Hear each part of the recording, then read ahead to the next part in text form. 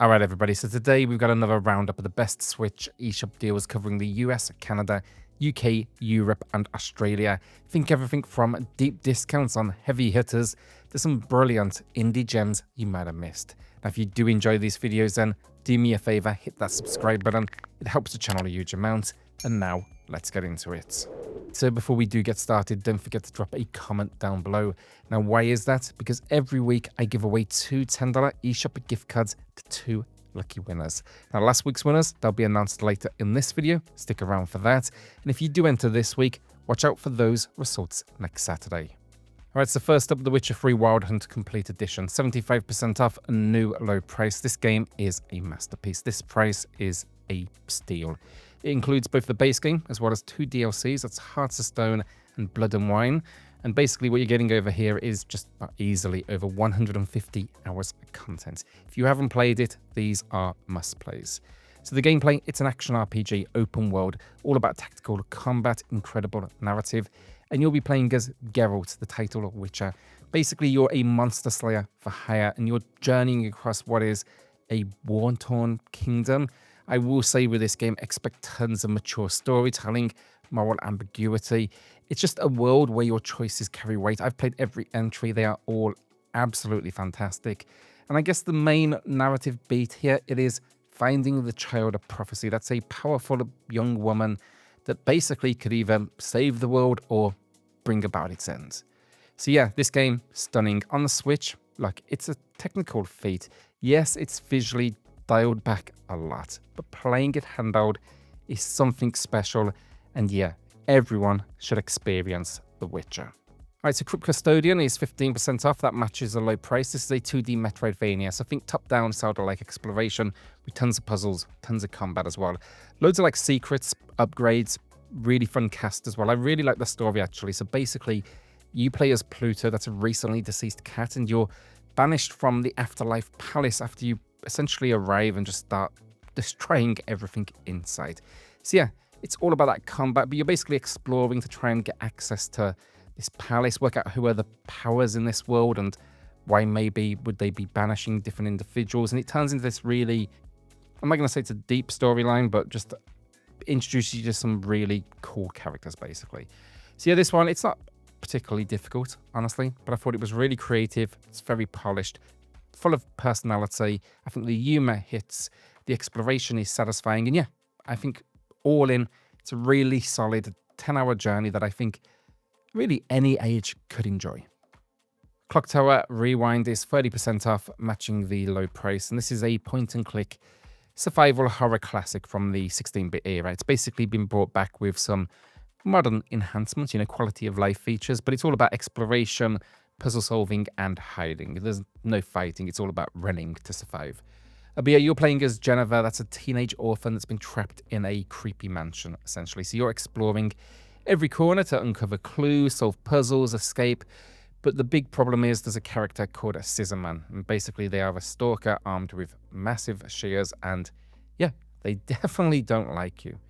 Now, this game, for those that may not know, it originally released in 1995, never outside of Japan, and this is essentially credited as helping shape the survival horror genre as we know, well, at least as we know it today. Its tone, its presentation, the kind of the antagonist, it's set the stage for so many horror games that followed. So it is definitely a unique time capsule. It was fun to finally, play it in English with some new additions, songs, behind the scenes extras.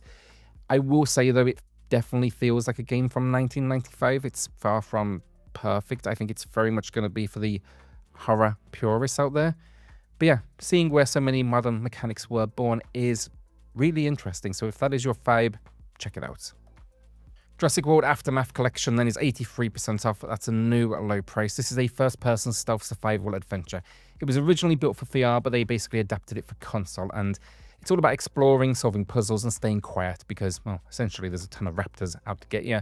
But yeah, we crash land on this island, and you basically find yourself now stuck in the research facility, and yeah, it's packed with dinos basically. There's no weapons. The survival is all about sneaking, hiding, using gadgets to really outsmart well, let's face it, very clever raptors. But yeah, it's set between Jurassic World and Fallen Kingdom. It fills in kind of a narrative gap. Not a lot to the story, transparently. Not that I think Jurassic World, Park, etc. had much story in them anyway. It's very much about the action. But it is cool to see Laura Bailey and Jeff Goldblum on voice acting duties. And I actually really like the visual style that they went for. It's kind of stylized comic, I guess. But I thought it worked on the Switch. I think if they went too realistic, it would just look rough on this hardware. So I had no problems with that kind of cel-shaded almost look. See, I think overall with this one, look, it's not perfect. Some gameplay elements feel like leftovers from its VR roots. They kind of feel dull on a controller. But overall, I think it's a solid use of the license. The atmosphere is good. There's some decent little scares. And yeah, overall, I think just a very smart use of the location. Spidersaurs then is 65% off, matching the low price. This is a Spidersaurs in while I'm on dinos. This is 65% off, matching the low price. It's a side-scrolling run-and-gun shooter with Saturday morning cartoon flair, essentially. So I think Control meets Jurassic Park, but totally over the top. These are mutant spider dino hybrids. So, oh yeah, sound creepy, not too bad. You can play it solo or in 2-player. There's 2 playable characters, and basically just got to blast your way through 6 levels. Expect tons of enemies, over-the-top weapons, power-ups, new abilities, some fun boss encounters. And personally, look, I'll put it out there now. I found it pretty underwhelming. I think it's very basic. I think there's a lack of depth, a lack of polish with, you know, if you compare it to the genre's best. But it does have its audience. I got some complaints on my review, which I will link below. And I think at this price, it might scratch that almost retro-styled itch for fans of old-school arcade shooters. It's definitely loud, colorful, and it's definitely, you know, fun in short bursts. So yeah, if you fancy something a little bit different, Spidersaurs may be worth a look. Deliver Us the Moon then is a personal favorite. I really do like this game. I know it's far from perfect, as I'll go on to explain here, but it's 69% off, matching the low price, and basically it is a narrative-driven sci-fi thriller. It's blending really exploration, puzzle solving, and some really good cinematic set pieces. Throughout the game, you're going to be switching between first and third person perspectives. There's really no action here. It's very much a strong focus on mood and story. But yeah, basically you play as Earth's last astronaut. You're sent to investigate a colony that's gone silent. They were supposed to save Earth and, well, yeah, no contact, so we need to work out what the hell is basically going on. So yeah, it's a very kind of bleak near future where our resources are near gone. But I thought it was really entertaining. It's just you and this android character kind of just trying to get to the bottom of what the hell happened. And look, it's rough around the edges on the Switch. It's far from a perfect port, in fact, but it is playable, and there's some set pieces like launching into space at the beginning, which I think are just phenomenal. This one I will say as well, for those that may not know, it had a really strange road to release. It was originally cancelled, then suddenly it just kind of dropped out of nowhere. I'm glad it made it personally. It actually got a sequel called Deliver Us Mars. I'm hoping that will come to the Switch too. But the reason they actually released this game on Switch 1 is because they announced a third game that was doing, I think, Kickstarter at the time. Any sales from this release go directly into that development. So I'm really excited to see them getting that third entry as well. Second game's really good fun too as well. So yeah, maybe start here, and then if you ever wait to play it, maybe check out Deliver Us Mars on another system. Trigger Witch then is 65% off, a new at low price. I really like this one. It's a twin-stick shooter, 16-bit styled. It's basically Zelda meets Hotline Miami. So basically pixel gore with magic and cutesy kind of visuals. But yeah, you play as Colette, a witch in training in a world where magic has given way to guns. Basically, they've realized that magic can't stand up to gun power. It's very, yeah, an interesting concept. But basically, it's a super colorful, open-ended world. There's some minor puzzles, but the core gameplay is kill everything, upgrade your arsenal, and repeat. You can play local co-op as well, but I just like the setting. It's kind of this concept of the magic giving way to gunpowder. It's just really funny in itself, but also it's so colorful, it's so vibrant, it's almost so family friendly, and then all of a sudden enemies turn up and there is just blood everywhere. So yeah, if you want kind of like pixel art chaos with a twist, I think Trigger Witch actually really delivers. I had a quick mention now then. Look, we've got our first sort of Nintendo Switch 2 sales, shall we say. First up is Suikoden 1 and 2 HD Remaster. This is 20% off.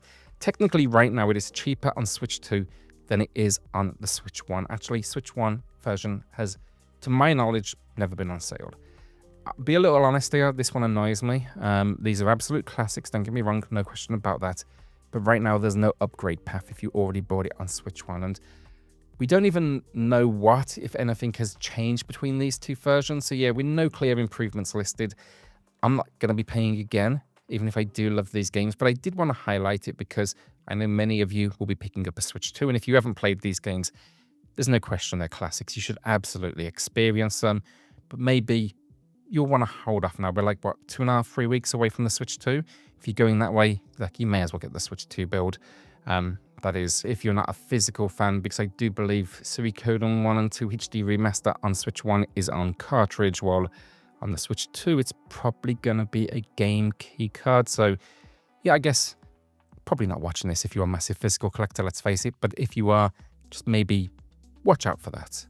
Then Hogwarts Legacy on Switch 2, and they finally announced this as an upgrade path, which I'm really happy to see. So basically, like, if you own it on Switch 1 right now, if you head to the eShop, you'll see it on Switch 2, and it will be available at a discount in your region. In the US, it's $9.99. In the UK, it's $7.99.